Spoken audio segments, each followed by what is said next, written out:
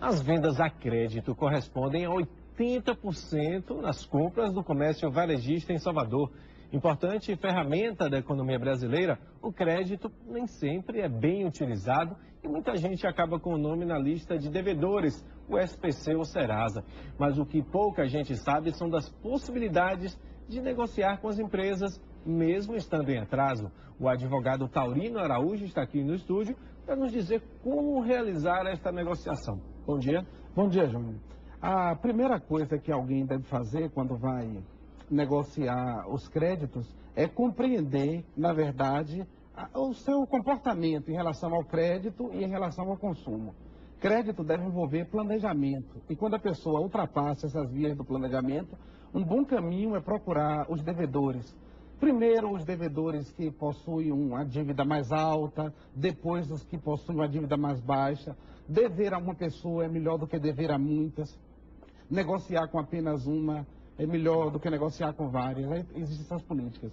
E as empresas estão dispostas a negociar, por exemplo, a pessoa que tem uma dívida de R$ 5.000 com juros, os juros vão correndo em cima desses R$ 5.000, se ela não parar logo com essa dívida, ela pode ficar muito grande, né?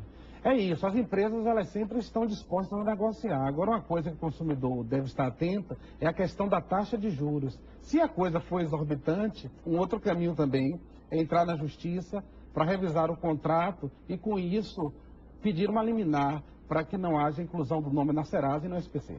Os cartões de crédito, por exemplo, são um exemplo desses juros exorbitantes? São exemplos de juros exorbitantes, às vezes 14,89%, 15% ao mês com o refinanciamento. Uhum. Agora, no caso da pessoa que os juros não é até um juros muito alto, por exemplo, com empréstimos consignados, a pessoa perdeu o emprego, não tem mais como pagar, né? Não tem mais desconto em folha, ela acabou atrasando, o juro não é muito alto, mas ela quer negociar essa dívida. Tem como? Até nesse caso, nós temos notícia de renegociações.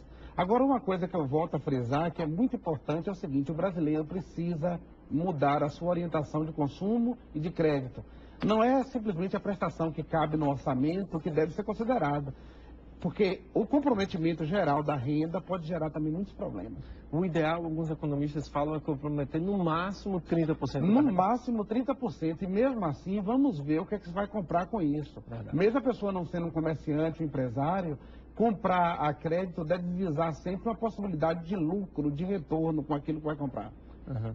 Agora, no caso, a pessoa que ela está em dívidas, quando ela vai fazer essa negociação, ela deve procurar quem? O cobrador ou a empresa direta? Porque algumas vezes a dívida acaba passando para uma empresa de cobrança. Ela pode procurar diretamente, se tiver dificuldade, pode também contratar um advogado para acompanhar essa negociação. Às vezes sai mais barato, né? Pagar os honorários de um advogado do que se submeter a juros extorsivos. Eu, por exemplo, já tive casos de uma pessoa que tomou 300, pagou 355, já tinha crédito, foi processado em R$ 600 mil, uma pequena empresa, e acabou tendo crédito depois a receber. Pois é, às vezes acontece isso, né? Por exemplo, eu já vi caso no cartão de crédito. A pessoa ficou pagando o mínimo, e a conta foi subindo. Aí depois ela entrou na justiça e conseguiu reaver parte do dinheiro em dobro. É isso, é porque é possível até, Johnny, em processos que já houve negociação, é possível fazer repactuação até do que já foi pactuado anteriormente. Ou seja, a justiça revisa até contratos finos. Mas a dica melhor? A dica melhor é administrar o consumo e o crédito. Tá certo. Tá bom. Muito obrigado pela sua presença aqui no TV Cidadania. Eu que agradeço.